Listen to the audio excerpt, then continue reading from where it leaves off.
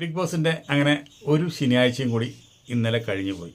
അപ്പോൾ ഇന്നലെ ലാലേട്ടൻ വന്ന് ഒരു ടെൻഷനുമില്ല, വളരെ മെൻ്റലി ഫ്രീ എപ്പിസോഡായിരുന്നു.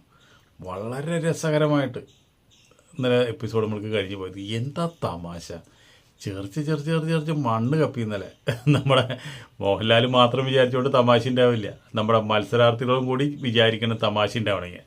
അതിനാണല്ലോ നമ്മുടെ നെവിൻ പറഞ്ഞതെല്ലാം തമാശ, ആര്യൻ പറഞ്ഞതെല്ലാം തമാശ, നമ്മുടെ അനീഷ് പറഞ്ഞതെല്ലാം തമാശ. എന്തിനു പറയണ്, നമ്മുടെ മിനിമോള് പറഞ്ഞ കിളി പോയ രീതിയിലാണ് ഇന്നലെ നിന്ന് പറഞ്ഞത്. നമ്മുടെ അനുമോൾക്ക് പോലും എന്താ പറയണ്ടേ, എങ്ങനെ ലാലേൻ്റെ അടുത്ത് സംസാരിക്കേണ്ടത് ഒരു പിടുത്തമില്ല. ആകെ കിളി പോയ വട്ടത്തിലാണ് അനുമോൾ നിൽക്കുന്നത്. പക്ഷെ അതൊക്കെ നമുക്ക് വളരെയധികം കോമഡി ആയിട്ട് നമുക്ക് അനുഭവപ്പെട്ടു. നെവിൻ്റെ ഓരോ തമാശകളും നമ്മൾ കിടന്ന് തല കുത്തിയത് ചിരിക്കും. അതുപോലെ തന്നെ ലാലേട്ടൻ ഇന്നലെ വളരെയധികം റിലാക്സ് ചെയ്തിട്ട്. പക്ഷേ എനിക്കിതിൽ ഇത്രയും എപ്പിസോഡുകൾ, ഇത്രയും സീസൺ 7 വരെയായി ഇത്രയും കണ്ടതിൽ നമുക്ക് തോന്നണത്, ഈ ബിഗ് ബോസിൻ്റെ റിവ്യൂ ഒരുപാട് ചെയ്യുന്നുണ്ട് ആൾക്കാർ. അതുപോലെ തന്നെ ഒരുപാട് ആൾക്കാർ ഇതിനെക്കുറിച്ച് വിശകലനം ചെയ്യുന്നുണ്ട്. പക്ഷേ ഇതിൻ്റെ ഏറ്റവും നല്ലൊരു നമ്മൾക്ക് ശരിക്കും പറഞ്ഞാൽ റിവ്യൂ ചെയ്യാമെന്ന് പറഞ്ഞു കഴിഞ്ഞാൽ ലാലേട്ടൻ ചെയ്യുന്ന പോലെ. ലാലേട്ടൻ്റെ ആ സംഭവങ്ങൾ നമ്മളൊക്കെ ഇത്രയും കണ്ടിട്ട് പോലും നമുക്ക് ഇതിൻ്റെ കൃത്യമായിട്ട് ഓരോ കാര്യങ്ങൾ ചെയ്യാനോ അതല്ലെങ്കിൽ അതിനെപ്പറ്റി വിശദമായിട്ട് സംസാരിക്കാനോ നമുക്ക് കഴിയുന്നില്ല.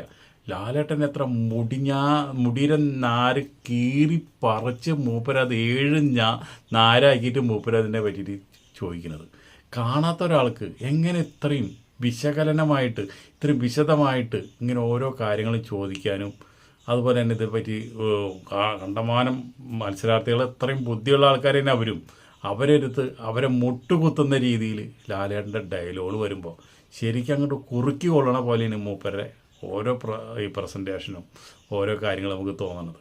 അതെങ്ങനെ സംഭവിക്കുന്നതെന്ന് ഞാൻ ആലോചിക്കുന്നില്ല. ലാലേട്ടൻ ഇത്രയും തിരക്കുള്ള ഒരു വ്യക്തിയാണ്. ഒരു ദിവസം കൊണ്ടോ അല്ലെങ്കിൽ ഒരു കുറച്ച് എപ്പിസോഡുകൾ കണ്ടുകൊണ്ടോ ഒരാഴ്ചയിലത്തെ കാര്യങ്ങളൊക്കെ പുള്ളി വിടാണ്ട് ലാലേട്ടൻ ഇവരോട് ചോദിക്കുന്നുണ്ട്. നമുക്ക് പറ്റില്ല. നമുക്കിപ്പോൾ ഒരു ദിവസം ഇന്നലത്തെ എപ്പിസോഡിൻ്റെ കാര്യം തന്നെ ചിലപ്പോൾ ഇന്നിപ്പോൾ നമ്മൾ റിവ്യൂ ചെയ്യുമ്പോൾ പലതും നമ്മൾ മറന്നു പോകും. അപ്പോൾ ഇത്രയും കഴിവുള്ളൊരു വ്യക്തിയാണ് ലാലേട്ടൻ. അതാണ് നമ്മൾ മനസ്സിലാക്കേണ്ടത്. പിന്നെ ഇതിൽ ഏറ്റവും അധികം എടുത്തു പറയേണ്ട കാര്യം എന്താ വെച്ചിട്ടുണ്ടെങ്കിൽ, ഇതിൽ നമ്മളൊക്കെ അറിയാണ്ടിരിക്കുന്ന ഒരു പ്രപഞ്ച സത്യമുണ്ട്. ആ പ്രപഞ്ച സത്യം എന്താണെന്ന് വെച്ചിട്ടുണ്ടെങ്കിൽ, ഇതിൻ്റെ ഉള്ളിൽ ഇപ്പോൾ ഇത്രയും ആൾക്കാരുടെ ഇടയിൽ ഇപ്പോൾ ഒരാളതിൽ കപ്പ് ആര് കിട്ടും എന്ന് ചോദിച്ചു കഴിഞ്ഞാൽ നമുക്കൊക്കെ സംശയമാണ്. അതിപ്പോൾ അക്ബർ കൊണ്ടുപോകുമോ, ഷാനവാസ് കൊണ്ടുപോകുമോ, അനുമോൾ കൊണ്ടുപോകുമോ, അനീഷ് കൊണ്ടുപോകുമോ, അല്ലെങ്കിൽ നെവിൻ കൊണ്ടുപോകുമോ എന്നുള്ളൊരു സംശയമാണ്. പക്ഷേ ഇതിൽ നിന്ന് ഒളിച്ചിരിക്കുന്നൊരു വ്യക്തിയുണ്ട്. കപ്പ് എന്ന് പറഞ്ഞാൽ അത് ശരിക്കും പറഞ്ഞാൽ ആര്യന് സ്വന്തമാണ്.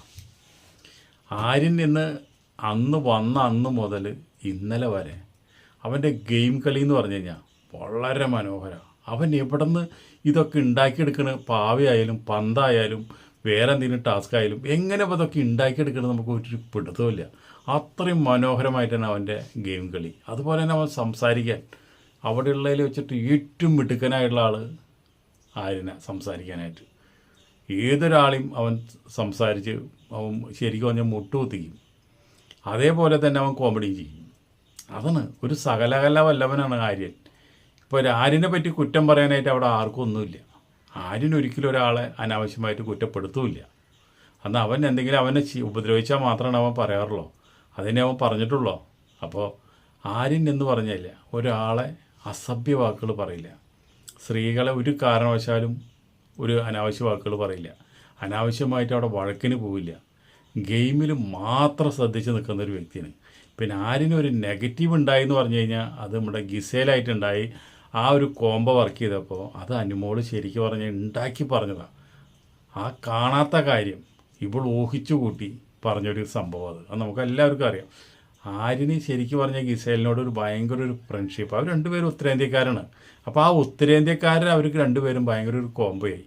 അതാണ്. അല്ലാണ്ട് ഇപ്പോൾ അവന് കിസ് ചെയ്യാനോ അല്ലെങ്കിൽ അവന് ഉമ്മ വയ്ക്കാനോ അല്ലെങ്കിൽ അതിന് ഇപ്പോൾ ആര്യന് ഗിസേലിൻ്റെ ഡ്രസ്സ് അലക്കി കൊടുത്തോണ്ടോ ഒന്നും നെഗറ്റീവ് ആവാനൊന്നും സാധ്യതയില്ല.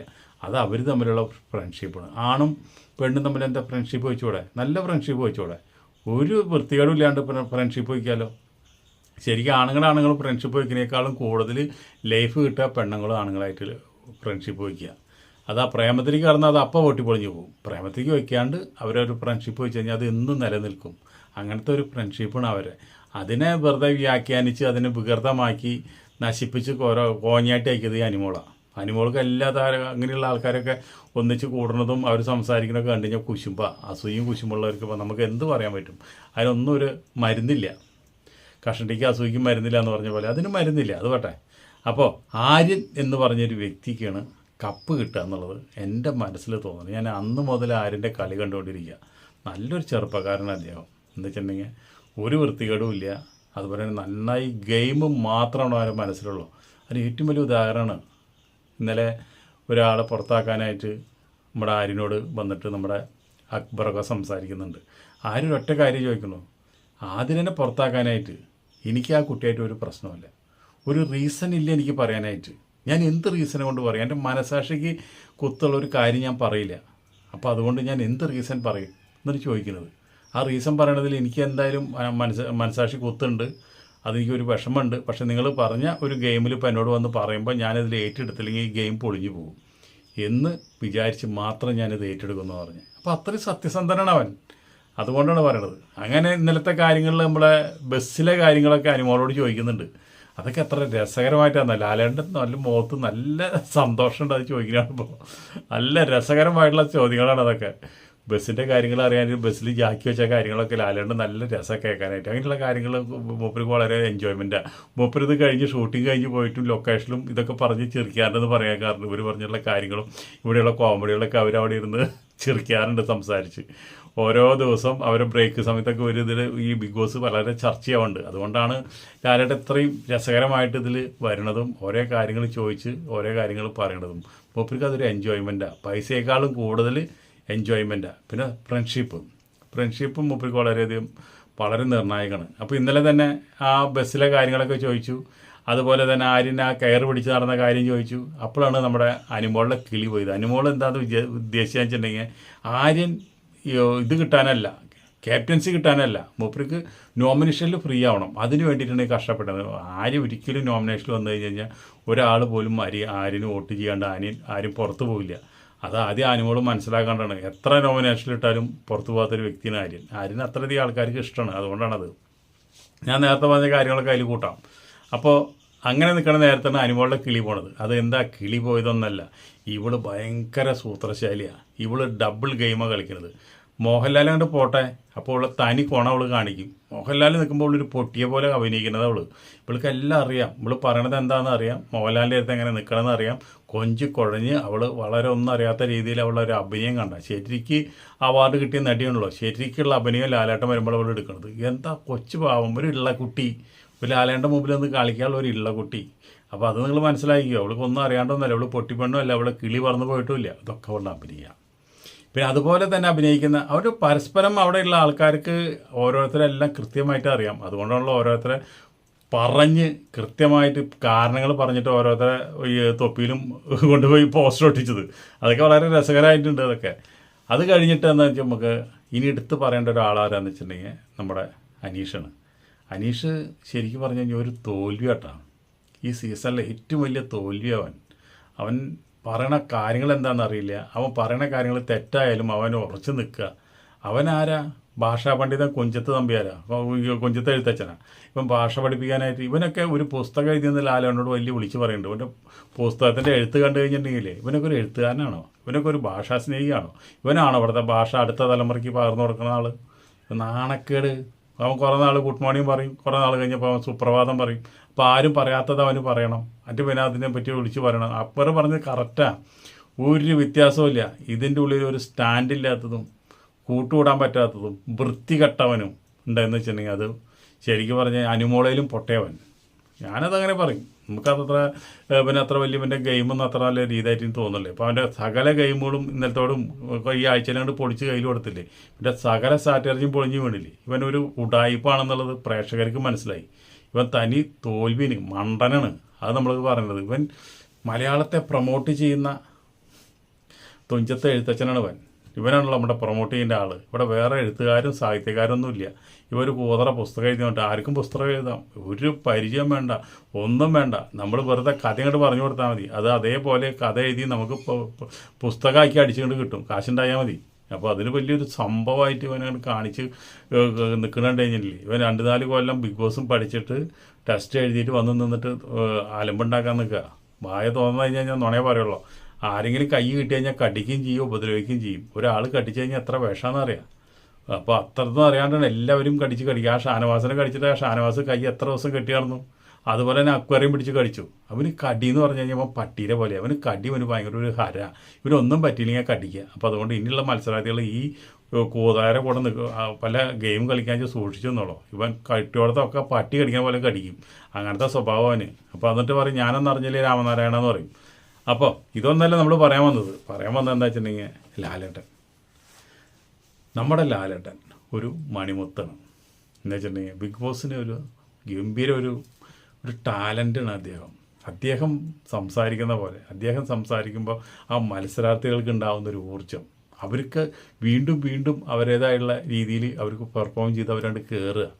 കോമഡി ആയാലും അത് സീരിയസ് ആയാലും എവിടെ നിന്നൊക്കെയോ നമ്മളെ കോരിത്തരിപ്പിക്കുന്ന രീതിയിലുള്ള ഒരു ഉണർച്ച നമുക്ക് ഉണ്ടാവുക. അപ്പോൾ അതൊക്കെ നമുക്ക് ലാലേട്ടൻ വരുമ്പോൾ ഒരു രസകരമായിട്ടുള്ള ശനി ഞായർ നമ്മൾ സ്നേഹിക്കുന്നതിൻ്റെ കാരണം അതാ. ബിഗ് ബോസ് നിർത്താമെന്ന് പറയുമ്പോൾ നമുക്ക് ഏറ്റവും വലിയ വിഷമം എന്താ, ലാലേട്ടനെ കാണാൻ പറ്റില്ലല്ലോ എന്ന് നമുക്ക് ഏറ്റവും വലിയ സങ്കടം. അതൊരു സങ്കടം തന്നെയാണ്, അതൊരു വിഷമം തന്നെയാണ്. ഇനി ഒരു കൊല്ലം കഴിയേണ്ടതിലേ എന്നൊരു ആലോചന വരുമ്പോൾ ഒരു വലിയൊരു വീർപ്പുമുട്ടലാണ്. പിന്നെ ഇന്ന് പുറത്താവണ ആരാന്ന് നമുക്ക് അറിയില്ല. അവരൊരു പ്രമോ വന്നിട്ടുണ്ടായിരുന്നു. 2 കാറിൽ 2 പേരെ അവസാനം 2 പേരെ കയറ്റിയിട്ട് പറഞ്ഞു ഒരു കാറ് തിരിച്ചു വരും, ഒരു കാറ് തിരിച്ചു വരില്ല. ഒന്നിൽ അക്ബറുണ്ട്, ഒന്നിൽ ലക്ഷ്മിയുണ്ട്. അപ്പോൾ അതുകൊണ്ട് എന്തുണ്ടെങ്കിലും വള്ളി പിടിച്ച് പോണ ആളാണ് ലക്ഷ്മി. കാണാത്തത് കണ്ടു എന്ന് പറഞ്ഞിട്ട് നിൽക്കുന്നതായിരിക്കും ബഹളം കൂട്ടണത്. വക്കീലായിട്ട് പെർഫോം ചെയ്തപ്പോഴും നമ്മുടെ ഈ നെവിൻ ചോദിച്ച ഒരു ചോദ്യത്തിന് പോലും മറുപടി പറയാൻ പറ്റാതെ ഇളിമ്പിയായിട്ട് നിന്ന ആളാണ്. എത്രയും പെട്ടെന്ന് പുറത്താക്കിയാൽ നല്ലതാണ്. അപ്പോൾ നമുക്ക് ഇവർ 2 പേരും ഗെയിം വെച്ച് നോക്കുമ്പോൾ നമുക്കറിയാം പുറത്ത് പോകണത് ലക്ഷ്മിനെ ആയിരിക്കുന്നത്. അക്ബർ എന്ന് പറഞ്ഞാൽ നല്ലൊരു ഗെയിമറാണ്, നന്നായി സംസാരിക്കും, നല്ല ജ്ഞാനമുണ്ട്. അതുപോലെ തന്നെ ഗെയിമുകളിലൊക്കെ നന്നായി കളിക്കുന്നൊരു വ്യക്തിയാണ്. അപ്പോൾ അതുകൊണ്ട് ആരും നമ്മുടെ അക്ബർ എന്തായാലും പോവില്ല നമുക്ക് നല്ല ഉറപ്പാണ്. അപ്പോൾ ലക്ഷ്മിനെ ആയിരിക്കാം ഔട്ടാവണത്. അപ്പോൾ അങ്ങനെ പ്രമോ വന്നിട്ടുണ്ട്. ആ പ്രമോയിൽ ഇപ്പോൾ 2 പേരും കൂടി ഔട്ടാവോ അത് നമുക്കറിയില്ല. ഇനിയിപ്പോൾ അതിൽ ലക്ഷ്മിയാണോ ഔട്ടാവണത് അത് നമുക്കറിയില്ല. ഇനി അക്ബറാണോ ഔട്ടാവണത് അത് നമുക്കറിയില്ല. അതൊക്കെ ഇന്നത്തെ രാത്രിയിലത്തെ സസ്പെൻസ് കാണാണ്ട് നമുക്ക് ത്രില്ലടിച്ചിരുന്ന് കാണേണ്ട കാര്യങ്ങളാണ്. അതൊന്നും നമ്മളിങ്ങനെ പബ്ലിക്കായിട്ട് പറയരുത്. ഒരു സസ്പെൻസ് സിനിമ കണ്ടു കഴിഞ്ഞാൽ നമ്മളതിൻ്റെ സസ്പെൻസ് കാണാത്തവരോട് പറഞ്ഞു കഴിഞ്ഞാൽ അവർക്ക് അവിടെ തിയേറ്ററിൽ ചെന്നിരുന്ന് എന്ത് രസം ഉണ്ടാവുക. അവരത് ആ സസ്പെൻസ് മനസ്സിൽ വെച്ചിരുന്ന് പോയി കാണട്ടെ, അതല്ല വേണ്ടത്. അപ്പോൾ ഇന്ന് രാത്രി 9 മണിയാവാനായിട്ട് നമ്മൾ കാത്തിരിക്കുക, ലാലേട്ടൻ വരുന്നതും കാത്തിട്ട്. അതുവരെ നിങ്ങൾക്ക് എല്ലാവർക്കും നന്ദി, നമസ്കാരം. കാണാത്തവരുണ്ടെങ്കിൽ ഹോട്ട്സ്റ്റാറിൽ കയറിയിട്ട് ഇന്നലത്തെ എപ്പിസോഡ് എടുത്ത് കണ്ടോളൂ. ഒരിക്കലും ഒരു നഷ്ടമാവില്ല. 10 സിനിമ കണ്ടാൽ പോലും നമുക്ക് ഇതുപോലെ ചെറിയ വരില്ല. Okay, by.